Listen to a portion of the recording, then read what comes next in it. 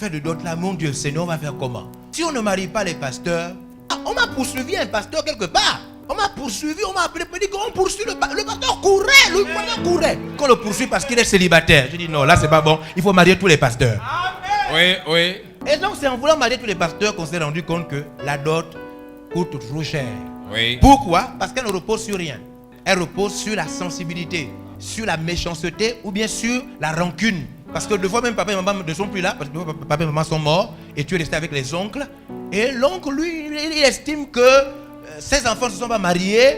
Toi, sa nièce, tu veux te marier. Et puis, toute la méchanceté là, vous savez comment ça se passe. C'est pas moi qui vous enseigne ça, vous savez tous comment ça se passe. On sait. Trop de problèmes. Ça repose sur la méchanceté, ça repose sur la sensibilité des gens, ça repose sur la rancune, ça repose sur tout ce qu'on peut imaginer. Oui. Ça coûte trop cher. Des milliers de Gabonais ne sont pas mariés, pas parce qu'ils ne le veulent pas, mais parce qu'ils n'ont pas les moyens. Oui. C'est la vérité que les gens ne disent pas clairement. Oui. Clairement. Par orgueil, certains hommes se comportent comme s'ils ne veulent pas aller voir les parents. C'est pas au fond qu'ils ne veulent pas aller voir. C'est qu'ils savent ce que ça coûte. C'est vrai. D'aller rencontrer les parents. Oui. Amen. Amen. C'est donc dans cette logique que, en priant et en méditant, je me suis rendu compte que nous n'allons jamais marier tous nos pasteurs parce que ça coûte trop cher. Et à la fin, nos pasteurs iront célibataires prêcher l'évangile partout et ça va avoir des problèmes et on va accuser encore l'église. J'ai donc commencé à m'interroger, à méditer sur la question. Et en méditant sur la question, j'ai découvert plusieurs choses. Parmi lesquelles, j'ai découvert que la dot était interdite sur le territoire gabonais. Oui. Dans le code civil gabonais, dans la loi du Gabon en ce qui concerne le mariage. Oui.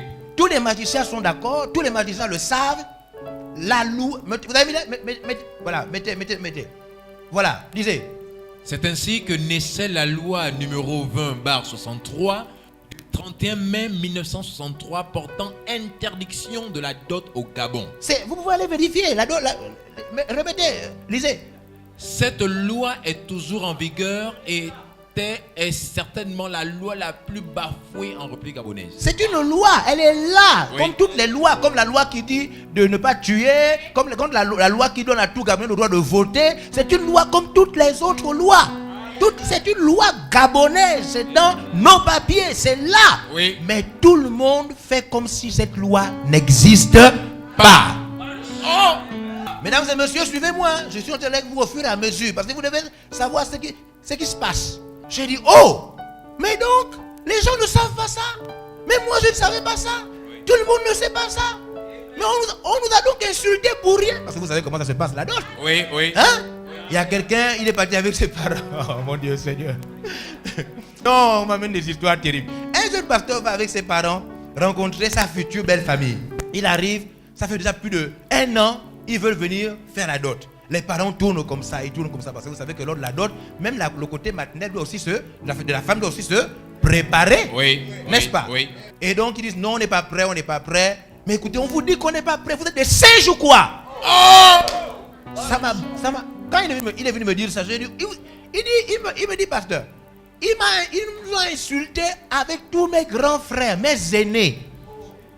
Il nous a insulté en disant, mais vous êtes des singes. Ou bien quoi? Ou bien vous êtes des pygmées. Vous êtes quoi? What a shock.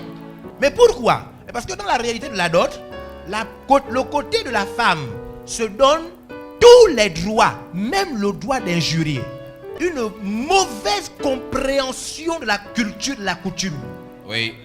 Que nos ancêtres n'ont jamais laissé. Jamais. Dans nos cultures, vous devez savoir que nos cultures sont écrites, hein, l'histoire, on étudie même ça à l'université. Oui.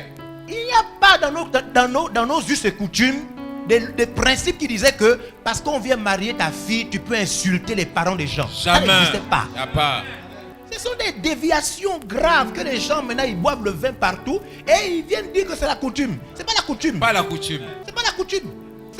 Ce sont des choses que les alcools te mettent à la tête. C'est pas la coutume. Oui, c'est des choses des alcools. Donc, il insulte un monsieur, et parmi les messieurs, l'un des grands frères est magistrat. Vous ne nourrissez pas ces gens-là, vous ne les connaissez pas, ils ne vous connaissent pas. Ce n'est pas vous qui payez leurs factures. Ce n'est pas vous qui les avez envoyés à l'école. Ils viennent vous rencontrer parce que la vie humaine, la loi divine, la loi juridique, la loi dans tous les sens dit que un homme et une femme peuvent se marier. C'est sur ce principe que des messieurs que vous ne connaissez pas viennent vous rencontrer avec toute la politesse possible. Vous dites qu'ils sont des singes et des pygmées. Oh! Alors, regardez tant de choses alors que la loi interdit cela. Les gens se font injurier, les gens font des reconnaissances de dettes, les gens se font mépriser, oui. les gens subissent tout ce qu'ils peuvent subir, oui. alors que la loi dit ne faites pas ça. J'ai dit non, ça ne peut pas rester comme ça. Non. Il faut que je dise aux gens la vérité. Amen, amen, amen. C'est ça ou c'est pas ça? C'est ça. C'est ça. Très dangereux.